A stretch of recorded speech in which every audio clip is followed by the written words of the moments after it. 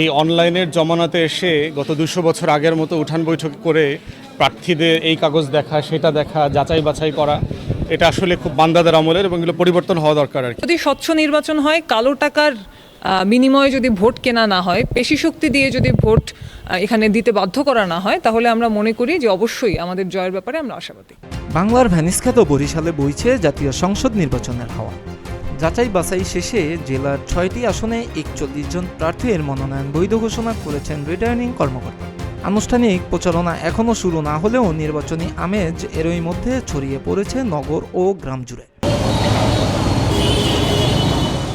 মনোনয়ন বৈধ ঘোষণার পর প্রার্থীরা ভোটারদের কাছে দোয়া চাইতে ছুটছেন বিভিন্ন এলাকায়। নিজেদের অবস্থান শক্ত করতে দিচ্ছেন নানা প্রতিশ্রুতি। তবে এবারের নির্বাচনে ভোটারদের কণ্ঠে শোনা যাচ্ছে ভিন্ন সুর।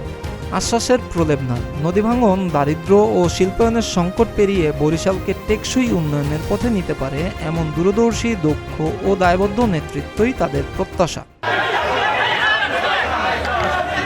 24-এর গণ অভ্যুত্থানের পর অনুষ্ঠিত এই নির্বাচনে এসেছে একাধিক পরিবর্তন। প্রচারণায় পোস্টার ব্যবহার নিষিদ্ধ করা হয়েছে। লিফলেট ও ব্যানারে প্রার্থী ও দলীয় প্রধান ছাড়া অন্য কারো ছবি ব্যবহার করা যাবে না। পাশাপাশি বিদেশে অবস্থানরত বাংলাদেশিরা ভোট দিবেন পোস্টাল ব্যালটের মাধ্যমে। এসব উদ্যোগকে স্বাগত জানালেও দক্ষিণাঞ্চলের দীর্ঘদিনের সমস্যা ভোটারদের ভাবনায় প্রাধান্য পাচ্ছে। সামান্য বৃষ্টিতেই জলাবদ্ধতা বরিশালের নিত্যদিনের ভোগান্তি। কাঙ্ক্ষিত শিল্প কারখানা গড়ে না ওঠায় বাড়ছে বেকারত্ব। ভোলার গ্যাস বরিশালে না আসা, ঢাকা বরিশাল মহাসড়ক 4 লেন থেকে 6 লেন উন্নীত না হওয়া, এসব ইস্যুতে যারা কার্যকর ভূমিকা রাখতে পারবেন ভোটের মাঠে তাদেরই এগিয়ে রাখার কথা ভাবছেন ভোটাররা। ফলে দল নয়, যোগ্য প্রার্থীকেই বেছে নেওয়ার প্রবণতা এবার স্পষ্ট। এদিকে প্রার্থীরাও ভোটের মাঠে সম্ভাবনা ও শঙ্কার কথা তুলে ধরেছেন। বর্তমান যে পরিস্থিতিতে আমাদের ভোটার এবং যারা আমরা ক্যান্ডিডেট কেউ আসলে পরিপূর্ণ নিরাপত্তার মধ্যে নাই।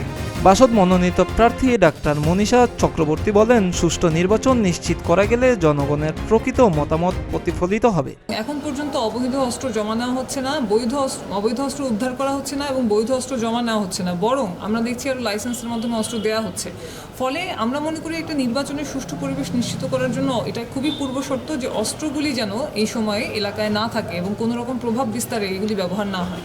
এবি পার্টির প্রার্থী ব্যারিস্টার আসাদুজ্জামান ফুয়াদ প্রশাসনের নিরপেক্ষ থাকার ভূমিকার ওপর জোর দেন। নির্বাচনের সবচেয়ে বড় চ্যালেঞ্জের জায়গা হচ্ছে আচরণবিধি আমরা মানা, যারা মানছে না তাদের ব্যাপারে আইন প্রয়োগ করা এবং আইন শৃঙ্খলা রক্ষা করা।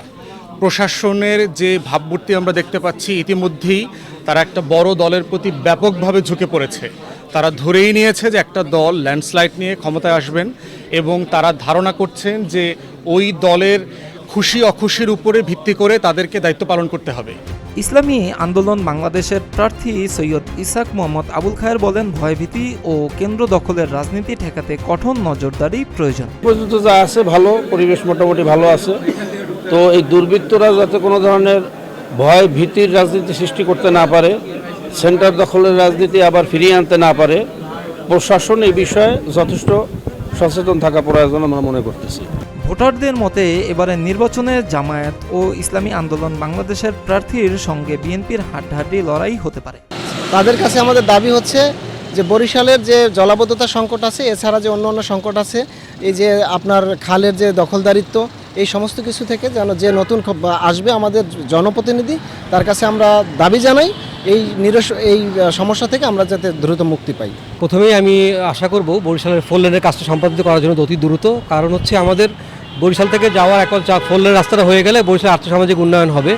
আর এটা সবচেয়ে বড় সমস্যা এখানে বেকারত্ব। বরিশালের বিএম কলেজ থেকে প্রত্যেক বছর প্রচুর গ্রাজুয়েট বেরোচ্ছে, সেভাবে কর্মসূচি হচ্ছে না, কর্মসংস্থান হচ্ছে না। আশা করি দুটো দিক, আশা করি যারা নির্বাচিত হবেন তারা এদিকে লক্ষ্য রাখবেন। জামায়াতে ইসলামী মনোনীত প্রার্থী অ্যাডভোকেট মোয়াজ্জম হোসাইন হেলাল মনে করেন, রাজনৈতিক দলগুলো নির্বাচনী দুর্নীতি ও প্রশাসনের ভূমিকা সম্পর্কে সচেতন এবং জনগণের ভোটাধিকার নিশ্চিত করতে অঙ্গীকারবদ্ধ। তিনি আশা করেন জনগণ সচেতন হয়ে ভোট দিবে এবং দেশের রাজনীতিতে ইতিবাচক পরিবর্তন আসবে। এই ভোট ছিনিয়ে নেয়ার অথবা ভোটে কোনো বাধা সৃষ্টি করা অথবা মতামত প্রদানে কোনো ধরনের তাদের অধিকার নষ্ট হয় এরকম কোনো পদক্ষেপকে তারা যেন মেনে না নিয়ে তাদের অধিকার আদায় করে নেয় সেই ব্যাপারে তারা অঙ্গীকারবদ্ধ আছে এবং তাদের সেই অঙ্গীকারের কারণেই আমার মনে হয় এবার কোনো ধরনের অপচেষ্টা যদি করা হয় জনগণ সেটা মেনে নেবে না এবং সেটা রুখে দাঁড়াবে ইনশাআল্লাহ। অ্যাডভোকেট জয়নুল আবেদিন মনোনয়নপত্রের বাছাই প্রক্রিয়া সম্পর্কে জানিয়েছেন, যা চেয়ারম্যানের নিজস্ব মনোনয়ন ছিল। যখন আমাকে মনোনয়ন দেওয়া হয়েছে তখন আমাদের চেয়ারম্যান ছিলেন, কাজেই আপনাদেরকে বলতে চাই এই মনোনয়নটি চেয়ারম্যানের নিজের দেয়া। অ্যাডভোকেট মুজিবুর রহমান সারওয়ার দেশের জনগণের জন্য দলের নেতৃত্বের গুরুত্ব তুলে ধরেছেন। তিনি মনে করেন দায়িত্বশীল দল সরকার পরিচালনায় শক্তিশালী ভূমিকা পালন করবে। দেশের প্রয়োজনে, রাষ্ট্রের প্রয়োজনে আমাদের এই দলের দায়িত্ব তারেক রহমান সাহেব নিয়েছেন। আমি মনে করি আমরা সার্বিক অবস্থান দেখলে মনে করি বাংলাদেশ জাতীয় দল অনেক সংখ্যাগরিষ্ঠ আসন পেয়ে শক্তিশালী একটি দল সরকার করতে পারবে। নির্বাচন সুষ্ঠুভাবে সম্পূর্ণ করতে সব ধরনের প্রস্তুতি নেওয়া হয়েছে বলে জানিয়েছেন রিটার্নিং কর্মকর্তা ও জেলা প্রশাসক খায়রুল আলম সুমন। নির্বাচনের আমাদের প্রস্তুতি খুবই ভালো।